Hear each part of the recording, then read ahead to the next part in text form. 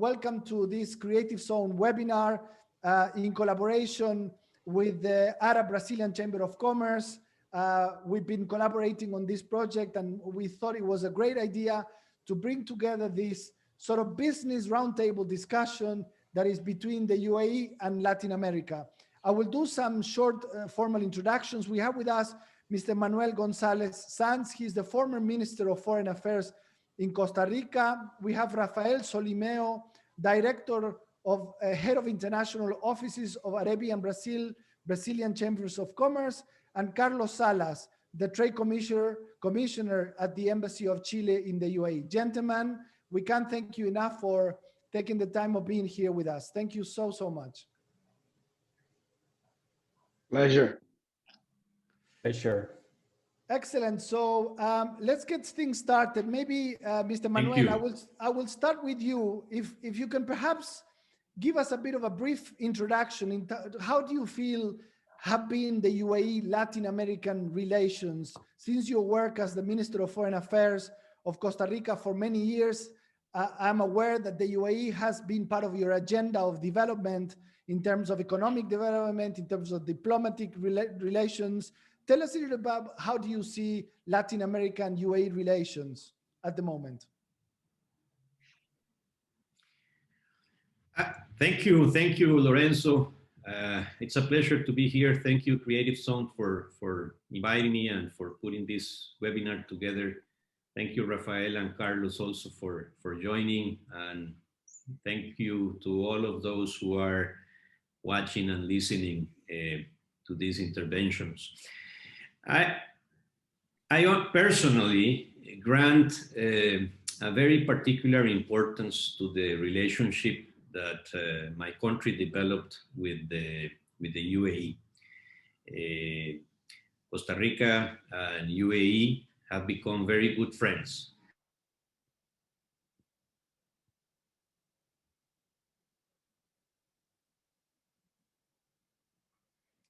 I think we dropped Manuel. I don't know if the guys can hear me well from the other side, or is it Manuel or is it us?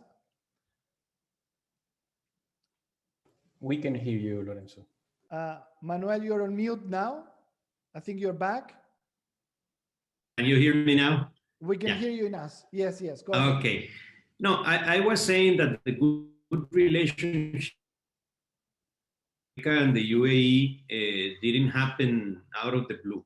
It was a structured plan to get the countries together, to open doors. It was not easy at the beginning. The thing with the UAE and the region, the Gulf region, is that those countries have so many things in their plate, so many things going on at the same time in their own region, with their own language, with their own traditions, that sometimes it's difficult to call their attention to other parts of the world, and in particular to small countries like mine. So I see the relationship between Latin America and the UAE growing in interest from both sides.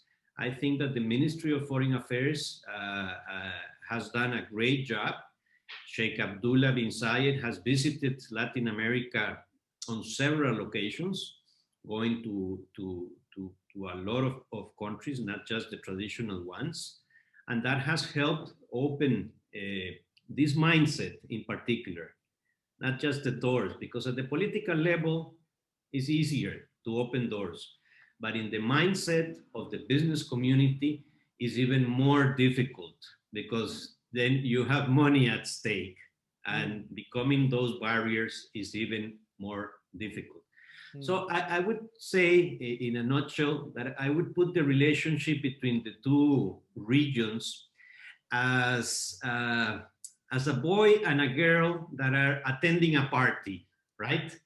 They both want to dance, but they are still shy. They are still shy to dance, shy to talk. They look at each other, they like each other. They want to play in that sandbox, but there are still some cautious and some limitations. What are those limitations? We can discuss today. But the good part is that the relationship is getting better, and they like each other more and more.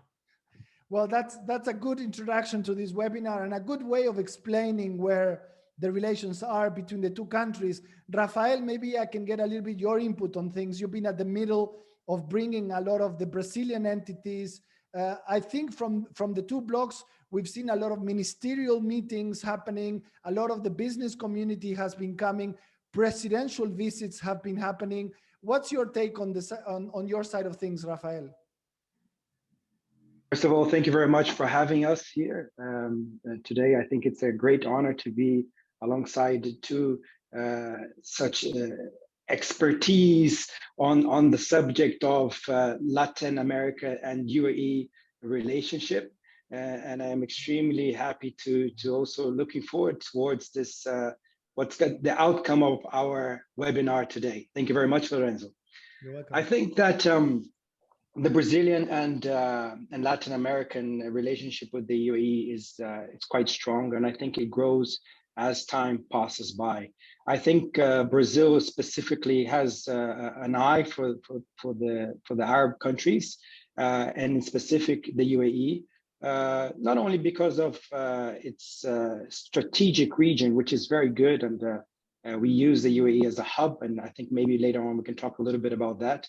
But I think that the country truly believes in the long-lasting relationship that has been created along the years. Just before the pandemic, we had the Minister of Agriculture visiting the UAE, Minister of Technology visiting the UAE, we had Minister of External Relations visiting the UAE, climate change, and even governors and mayors of different states of Brazil. And I think every time these authorities come to the UAE, they bring their businessmen, and I think that's what at the end what's all about. I think that's what we all want at the end, is to really form a business between the two countries, between the two regions, and I think that's something very special. We have specific areas that has been an outcome of these visits. One of them, and the most important, is food security. So a lot of cooperation in the agribusiness, also a lot of cooperation in the technology sector, and also in the defense sector. So I think these are the main three areas of collaborations between the two nations, and not to mention the investment part of it and the free trade as well that we're looking forward to soon. Thank you. give us a sense still, Rafael, with you of the Brazilian business community in the UAE. How strong is the Brazilian community in the country? Well, the Brazilian community here in the UAE is very strong, very, very strong. I would say it's a reflex of all the export that has been happening from Brazil to the UAE. So the Arab road to Brazil is the third destination of our products. So in first place is China, second place is the USA, and third place we have Brazil, and the Arab countries as a block. And when we analyze the 22 Arab countries, UAE is at the top of it. So most of the destinations come to the UAE. Now, if you imagine other countries have a bigger market, however, the UAE is used as a hub.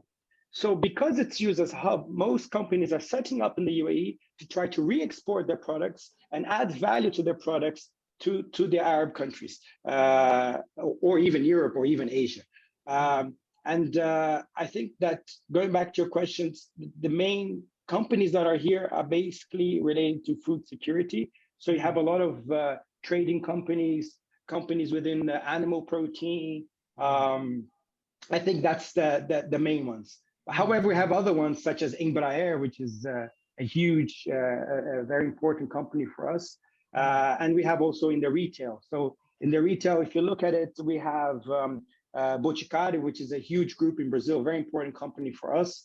And they are in various malls. We have small kiosks of Brazilian traditional products such as açaí, mango puree, and things of the sort. So we are quite scattered around with our companies and trying to set up in free zones inland, but mainly I would say free zones. Excellent, excellent. Well, I like to remind all the attendees at this stage to feel free to put out your questions to the panelists.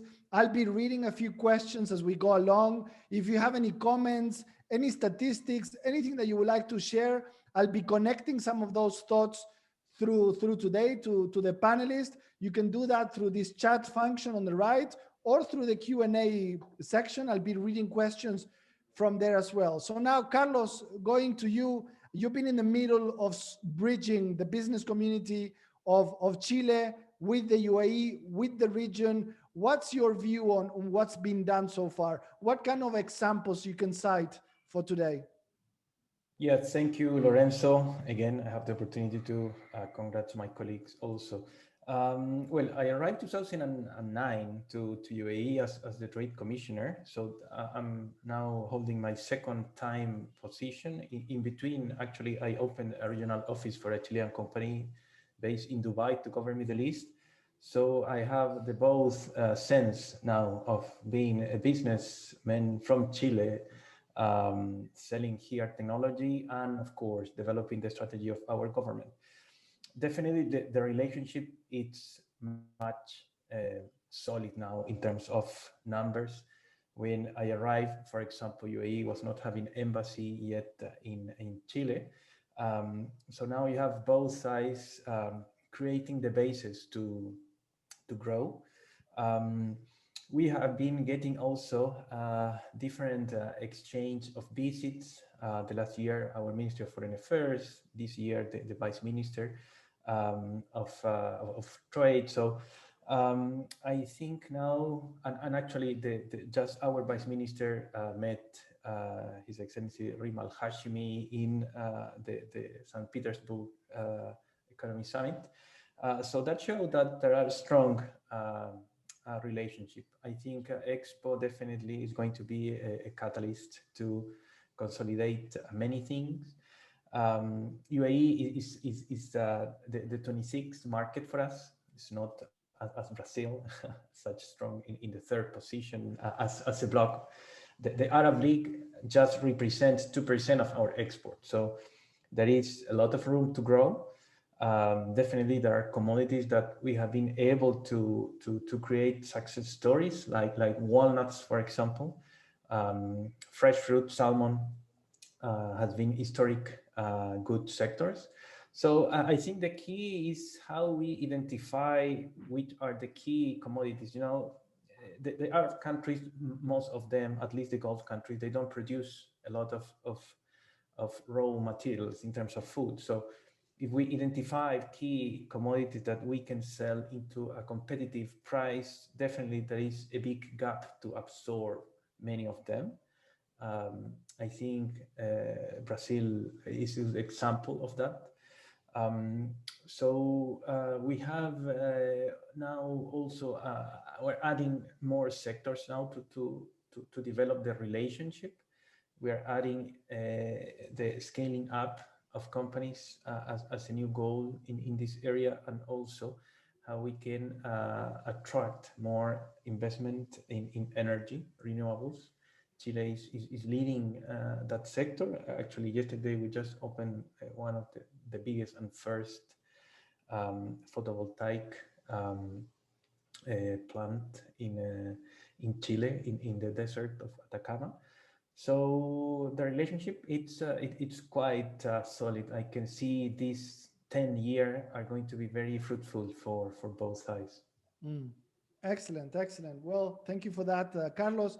Maybe Manuel will circle back with you.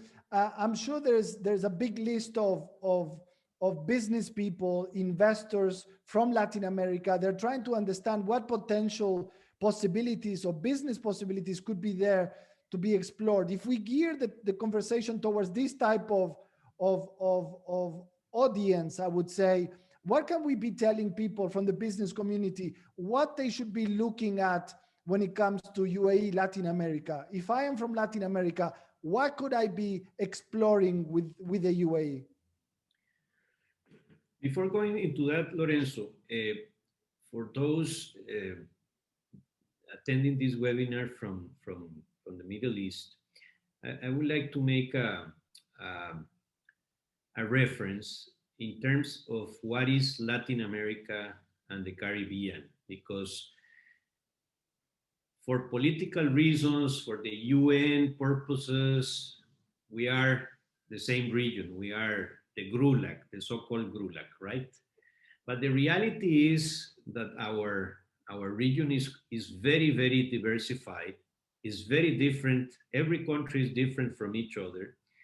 Even though, with the exception of Brazil, we all speak Spanish and we have more or less the same origin of our history and ties to Spain from the colonial times, we are extremely different from each other. One characteristic is that you cannot make general statements about Latin America and the Caribbean.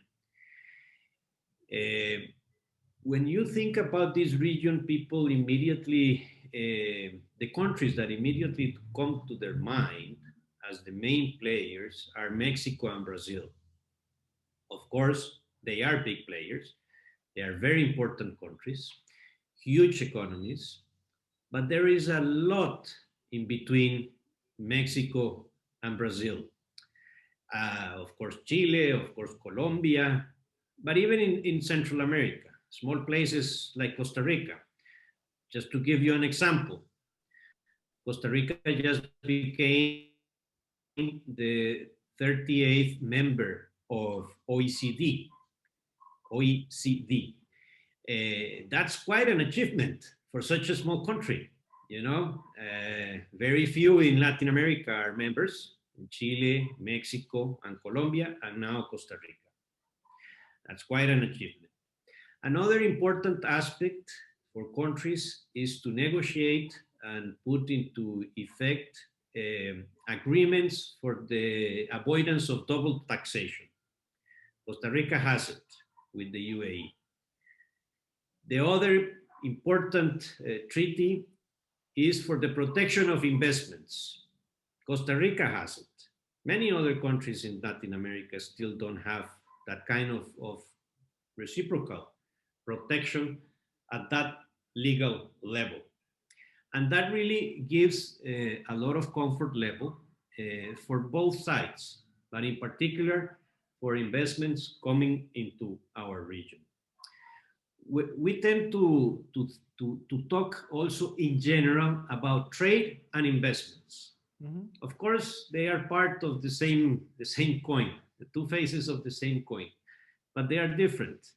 From my perspective, which it may be very different from the Brazilian perspective, what we really need in our country is investments coming from the Middle East into our country to create jobs, to create new business, to hire people, to have a permanent establishment in our country that will send that very, very important message that they are here to stay for the long term, that they are not just looking to buy something that they can find at a cheaper price elsewhere and they forget about our product or our market. Investments is, for me, one of the most important ways to cooperate between countries.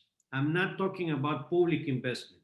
I'm talking about the governments giving the stability for the private sector to feel comfortable to invest both ways. Obviously, in the case of Costa Rica, and that's different from other countries, we are more importers of investments than exporters, right? We need more people to come here than our people living into other jurisdictions. Of course, it's very different in Brazil. Of course, it's very different in Chile and elsewhere. So if you are interested about our region, it's good to study in more detail what are your goals, what do you need, is it really a commodity? Are you interested in final products? Are you interested in investing and using those countries like mine as a platform to springboard to other jurisdictions? That kind of considerations need to be done in order to avoid making general statements that sometimes may be misleading and confusing. To give you an example, my country, through free trade agreements, covers almost 2/3 of the world. We have free trade agreements with Canada, with the United States, with Mexico. We have the Central American Common Market. We have an FTA with the CARICOM countries, with Colombia, with Peru, with Chile, with the European Union, with China, with Singapore, with Korea. So what a lot of people do is they come here, they invest in Costa Rica, but not for the local market because it's too small. We are only 5 million people. Yeah. But we offer a lot of good conditions, a very open economy, a very stable economy, and a very good connectivity, not just in terms of logistics, but also in terms of the legal means, the free trade agreements to reach out to many other jurisdictions and countries. So they can reach out from Costa Rica, use Costa Rica as a hub. And that's exactly the way I see the UAE from our perspective, as a gateway, as an entrance to the rest of the region. And I am not just talking about the Gulf countries. I'm talking about Africa, I'm talking about India, Southeast Asia, from the UAE. And that's the perspective that you have to have. If you just concentrate in a single country's market or internal market, with the exception of the very big countries like Brazil or Mexico, then you are in trouble. Yeah. What I always tell investors is use small but relatively developed countries like mine as a lab, as a laboratory, where you can experience, where you can develop good practices, when you can touch base with Latin America through a Latin country that is very well integrated in the global economy, and then you can move on to other jurisdictions. I don't know if Rafael coincides with me, but for instance, you invest $1 billion in Brazil, and that's a drop in the ocean. That's nothing. You don't get very far away with $1 billion in Brazil, right? But you are still putting at risk $1 billion, which is still a lot of money, right? But if you want to conquer the Brazilian market, you have to spend much more than that. But if you want to experience with Latin America and develop good practices, and you put much less than that into a country like Costa Rica, with 50 million, with 100 million, you cover a lot of ground, you can learn a lot, you can do good business from here, and not put so much money at risk. So that's the kind of elements that an investor and people interested in trading have to look when you talk about our two regions. Good. Thank you for bringing this up, Manuel. And yes, I think I agree with you that there's a different angle depending on the investor at hand and what it is that he's looking to achieve. Is he looking for a regional hub from where to expand? Is he looking for a specific place that will have an internal market for consumption of their products and services? And you're absolutely right. Dubai has been a bit of a hub for many years, that we're coming here and operating into the Middle East, into Africa, even into Asia nowadays. I feel that Costa Rica and Dubai have a similar sort of positioning when it comes to why people are choosing Costa Rica. But maybe I will also go back. I'll go to Rafael now, but I want to circle back to you after that on what investments have you seen from the Middle East coming into Costa Rica for the purpose of expanding. But I want to let Rafael reply a little bit on what was raised in terms of the type of investments that are flowing into Brazil. And we have one question here coming up from the audience, and I want to encourage people to put their questions. He says, I want to set up a hub in Latin America for my business from Dubai. Where should I set up my office? And where can it be the hub for other countries in LATAM? I think this is going to be a very heated discussion today as I see where this is headed. So, but why not? Rafael, your comments? Thank you very much, Lorenzo. I completely agree with Manuel. I think that if you want to sell something to someone,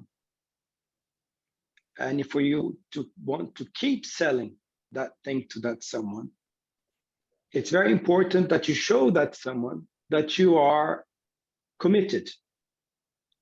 How do you show commitment?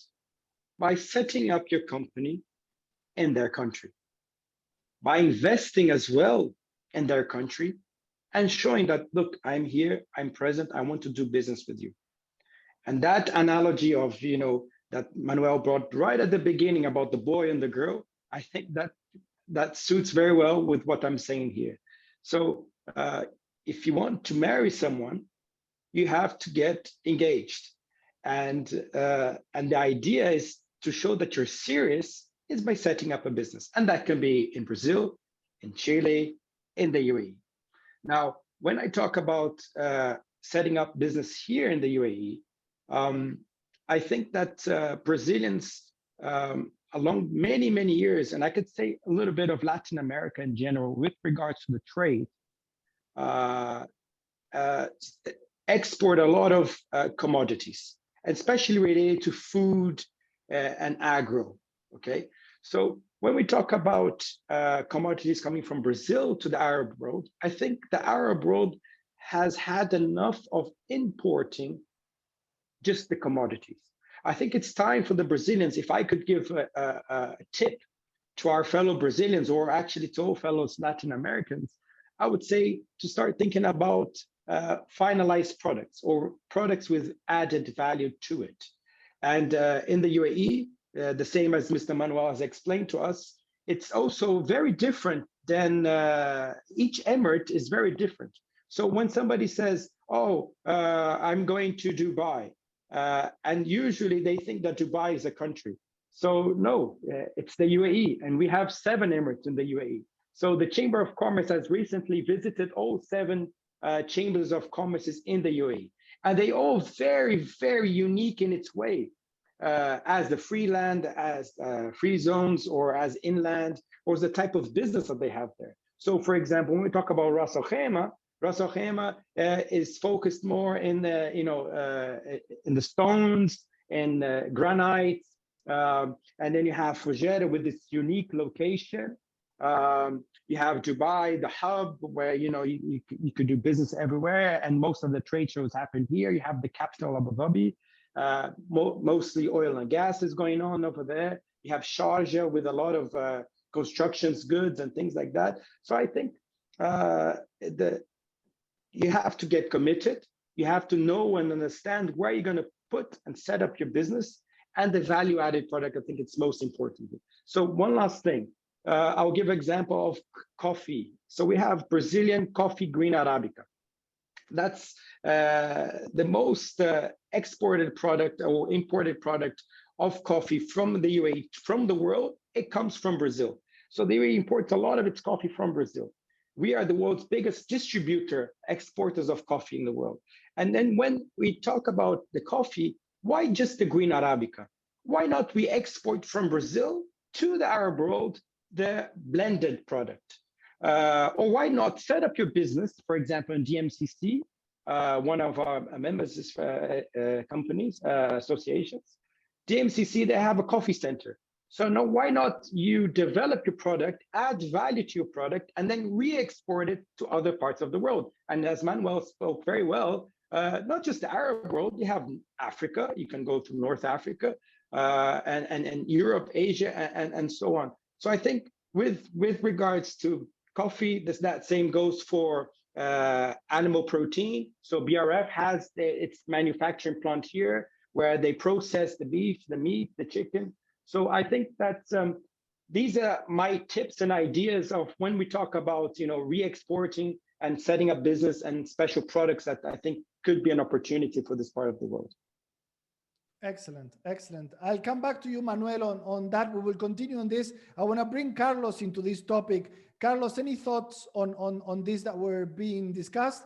And also there's a good question that maybe we can relate to this that says, which are the most common difficulties when trading from Latin America to the UAE?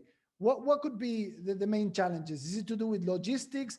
Is it the geographic distance? Would this represent an obstacle? What are the challenges for exporters from South America into the UAE or to this region?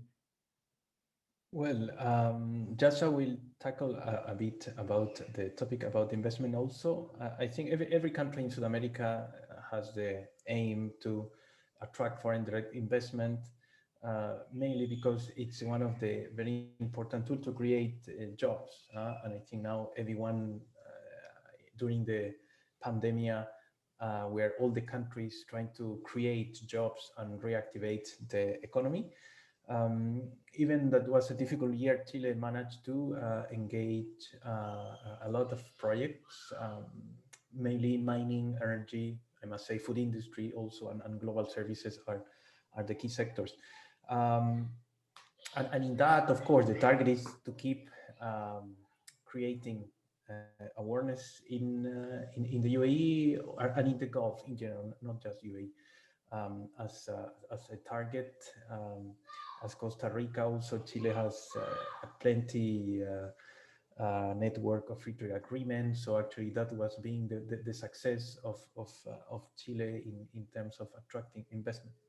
And now coming to the questions about making business from Latin America to UAE, definitely in our case that we are Pacific country, ocean, yeah, there is distance, there's logistics. Brazil and Argentina are in the Atlantic, so they have, let's say, a closer path to arrive to UAE. So I think logistic and the other, it's very, let's say, it is a misconception that UAE, because there is an oil country, they will pay a premium for commodities. I must say it's a very competitive market. So we always need to explain to the producers that this is as competitive as any country. So there is not such a premium. So that's why we have been focusing in few sectors to make them grow and slowly create a way to introduce more added value products. And on that, e-commerce definitely can help. Consolidation in free zones also help. I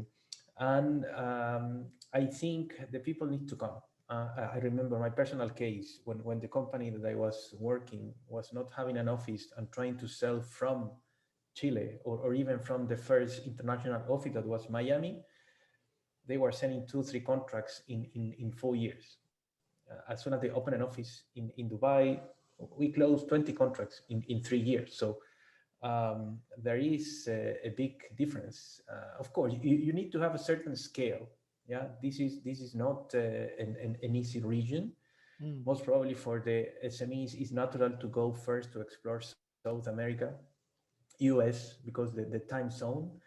I think another important, if you want to sell sophisticated product technology services, you need to consider that you have different time zone, even different working days. So people need to adapt. I think they need to come and create relations. I think let's say in commodities, it's everything about logistics and pricing.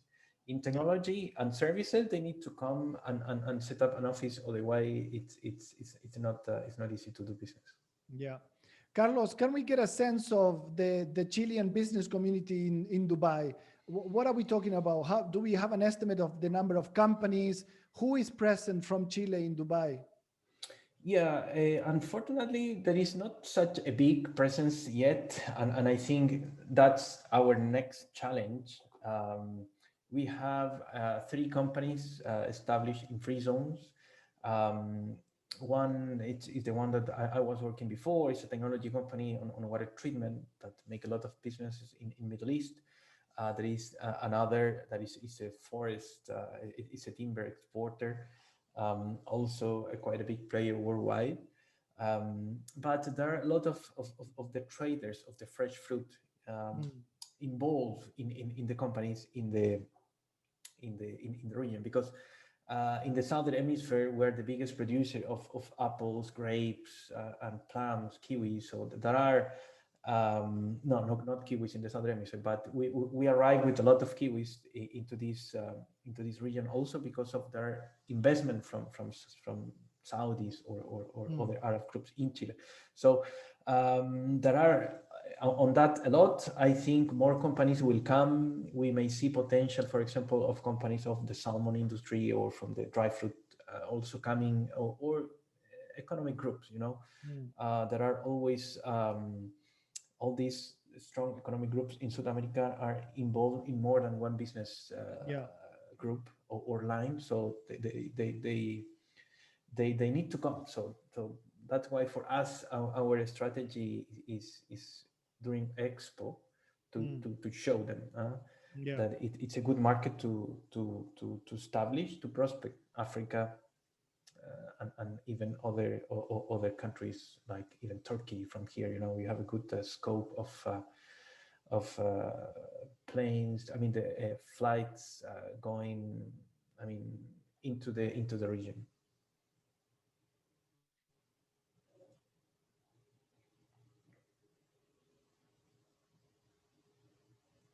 I think Lorenzo freeze. Lorenzo? I think it's difficult when the mediator freezes. Yes. Yeah, we take the lead. Yeah. Let me carry on then what you have said. You've mentioned about the offices and the presence, and I forgot to mention that we Brazil think that is we so much agree with Mr. Manuel and about being present and the relationship that Brazil, we have our Apex, which is the Brazilian promotion agency with a very big and powerful team here in the UAE. We also have the Invest São Paulo office, which represents the state of São Paulo, which is also doing an excellent job here as well, as along, of course, our Brazilian Chamber of Commerce International Office. And vice versa, in Brazil, we also have important participations in Brazil as well of the UAE. So the Dubai Chamber Office is present there through Mr. João Paulo, which is doing also a fantastic job as well. And Dubai Exports, if I'm not wrong, they have some sort of representation there as well. So I think it's not only all these offices are there and here because we understand how important the relationship should be and how important our presence it is. I think it's very important what Rafael and Carlos comment about physical presence. That's essential. That's very, very important both ways. In our case, we reach an agreement with the Dubai Chamber of Commerce and we open an embassy, we open an office inside their building and we have a person there, you know. When I met a long time ago with Sheikh Abdullah, the Minister of Foreign Affairs, I told him I'll do everything that is within my reach to open an embassy of Costa Rica in your country. And he said, thank you very much, but we are not going to open an embassy in Costa Rica. that was okay. I opened the embassy and immediately they reciprocated and opened the embassy here in San Jose. So even at that level, you may say, well, it's diplomatic, it's government to government. Even at that level, it's essential to have physical presence. It's the only way to move your agenda, to be there, to participate in the seminars, in the forums, to visit companies, to let them know about your existence. That's one of the challenges that small countries have. Brazil is very well known all over the world for many, many reasons, in particular because of football, soccer, and nice people. But other countries don't have that privilege. They have to be knocking on the door and letting them know that you exist. Three sectors that are very active in Costa Rica, to go back to Lorenzo's question. Number one is tourism. Tourism is very, very, very active, even though the pandemic impacted tourism, is picking up and will come back. And one of the advantages of my country, being in the middle of the Americas, is that we have both the Atlantic and the Pacific. And we are much more than just resorts in the ocean. We have plenty of things to do in the middle. We developed this concept of ecotourism. So can you imagine for people coming from the Gulf region to go into the rainforest? I don't like rain because I get it almost every day, but can you imagine for them to go into the jungle, safety, in a beautiful place, in a beautiful boutique hotel, and mingle with nature and see bird watching and all the flora and fauna that we can offer in a safe place, right? And do water rafting and zip lining and a lot of activities. It's like a Disneyland for grown-ups, right? That outside in nature. And we have the coast, of course. So that has to be known because the UAE and the Gulf has a very sophisticated traveler with a lot of money. If they get the quality, if they get the good destination, they will go.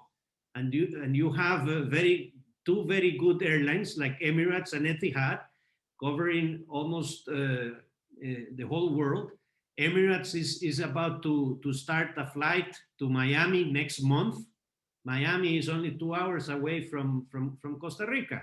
So that's the kind of logistics, that's the kind of connectivity that we have to create and encourage. The other sector that is very active is free zones, but not just for manufacturing, but for services. Services in free zones is the sector that is growing very, very, very fast, because you can have a building, an office building, and declare 3 floors as a free zone.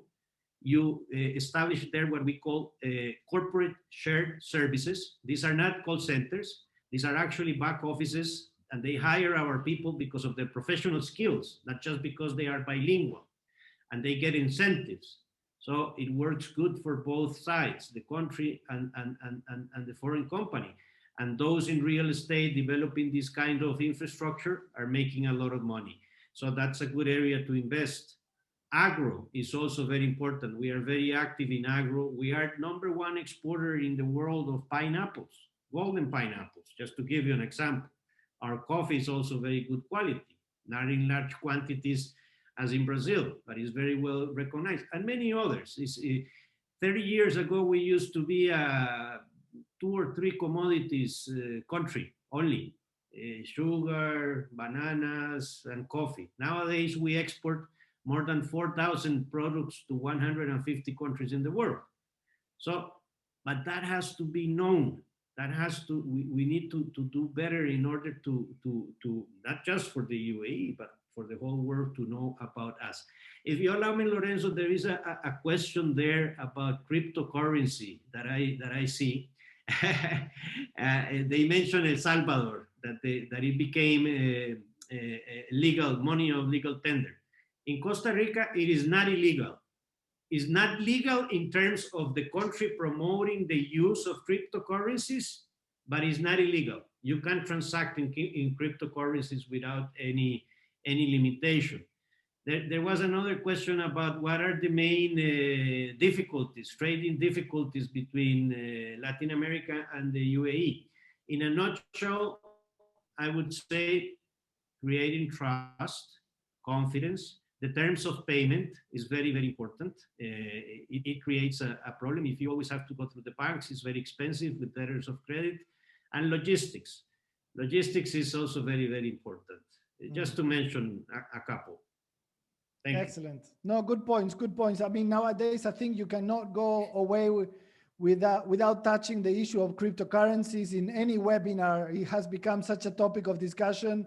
And it's a good point that we can address on how cryptocurrencies are being used, especially when it comes to trading.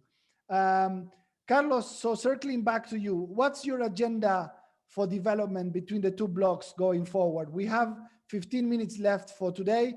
I want to start rounding up a few conclusions. What's your agenda going forward? What are the things that you want to be focusing on in the future? Yes, our agenda is based on 3 pillars. First, keep increasing the position of Chile as a food security supplier for UAE. Second, keep attracting innovators to scale up in Dubai. And third, it's find cooperation into the green energy, particularly in a topic that UAE also is starting the research, that is the green hydrogen. It's going to be a big topic. Everyone is starting this big marathon that is being a player in the green hydrogen. So, and all the three pillars, we will showcase them at the expo in our pavilion.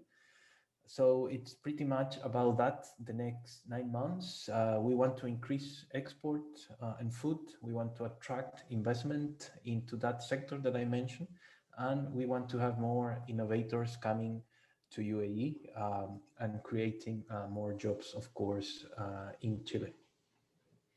Will Chile have an important presence during Expo 2021?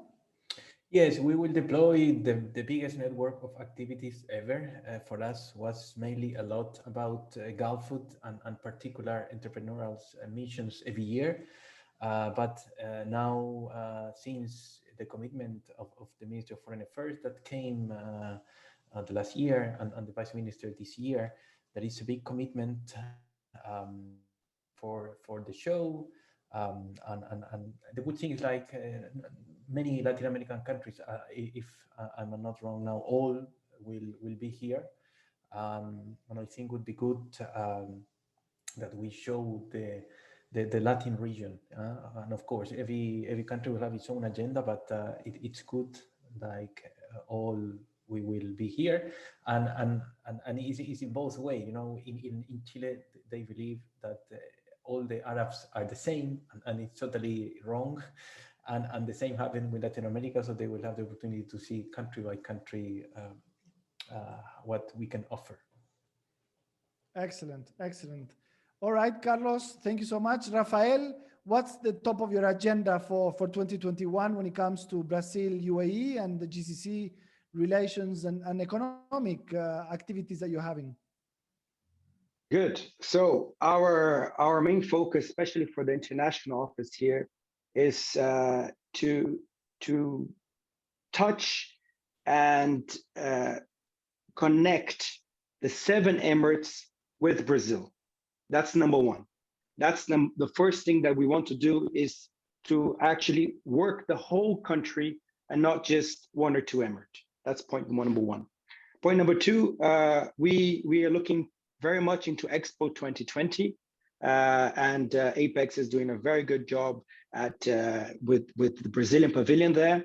And we, as the Chamber of Commerce, we are planning ways to connect Latin American countries with the Arabs, with the Emiratis here in the UAE. So therefore, we would use the Expo 2020 and see that our colleagues and our cousins are going to be here, and we would like to connect them while they're here. And thirdly, you know, I guess that developing the product that we are already doing very well with in terms of food security. So maintaining the consistency of the shipment of food security, but thinking a little bit outside the box and trying to work also on those value-added products, perhaps services, investments, you know, franchise.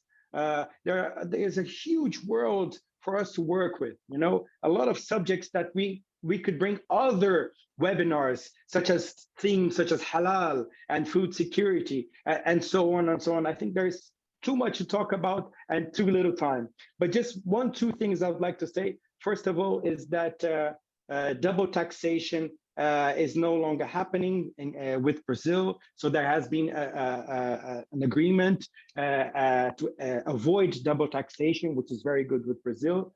I saw somebody in the questions asking about, I think Stefania, she asked about flights to Brazil. So as of today, the flights, direct flights, are back and working very well. Emirates Airlines is the airlines that's doing that. And with regards to logistics, so we have you know, a lot of products coming from via sea, but during COVID, and we had the emergency of many products, so we had a lot of things coming through air. So well done for Emirates Sky Cargo, that did a very good job, you know, working really hard, you know, to turn that game over and really supplying the UAE with the food security that they needed and not leaving the country without any food. So I live here, and I was very happy during the organization of the UAE, and they did a very good job. And lastly, but not least, Mr. Manuel, football and nice people don't bring business. So it's very good, and I thank you for being nice. My mom says also I'm a very nice person, but I don't think at the end of the day that brings business. So you Brazilians, Latin Americans, you have to get your act together, whether your country is good or bad, but I think you still have to create that relationship. You have to go the extra mile, and that same thing goes to the Emiratis in Latin America. Guys, you have to be there to do business, otherwise you will leave space open for competition, and that we don't want. Thank you. Before I pass on to you, Manuel, to your final comments, maybe still, Rafael, there's a question that says, is there a Latin American Business Council or community in Dubai where I can network and connect with? Now, my question is it more convenient for Latin America to work as one when approaching countries in the GCC, let's say UAE, Saudi Arabia, and other markets? Is there a benefit of Latin America coming in as one? I remember there was this project, La Unión del Pacífico. I think it was coordinated by Peru at that time. I remember our friend Álvaro Santiesteban getting involved in such projects. That question to you, and also I will pass that on to Manuel as well. Any comments on that? Sorry, yes, there is. Talking on the business promotion level and in chambers of commerce, I believe that we from the Chamber of Commerce, we're trying to connect, and we are having conversations with different entities from different Latin American countries. Mr. Manuel has very well mentioned his entity that's under the Dubai Chamber umbrella, under their building. We from the Arab Brazilian Chamber of Commerce would like to also announce that we also we are the first international chamber of commerce, foreign chamber of commerce, to establish themselves in the UAE. So now that we are here, and I think that together we go strong. And since that the Arab bloc is very strong, we can also create a Latin American bloc as well with our entities and really connect. So yes, great pleasure to discuss this further with our colleagues. Thank you, Lorenzo. Excellent. Senor Manuel, your final comments for today. What are some of your most important takeaways? What is it that people watching this webinar today should be considering when it comes to doing business between the two regions, your expertise, and ideas for the private sector on how they could do more? Yes, thank you. I think Latin America has been traditionally too much influenced by the United States, because traditionally it has been our main trading partner. Doing business with the United States, it's a completely different story. Of course, it's a huge market, very demanding, etc., a lot of barriers to entry, etc., etc. But I'm going to refer to the culture of doing business.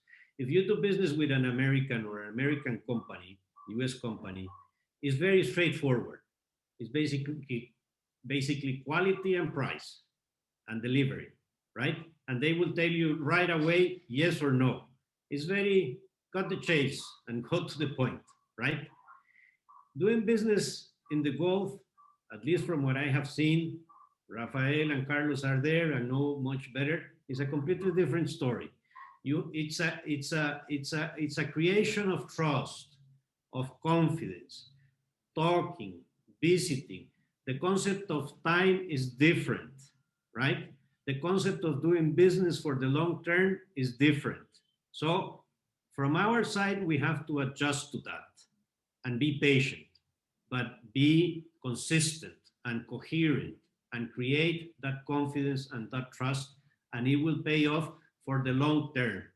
It's a completely different approach. That's how I see it.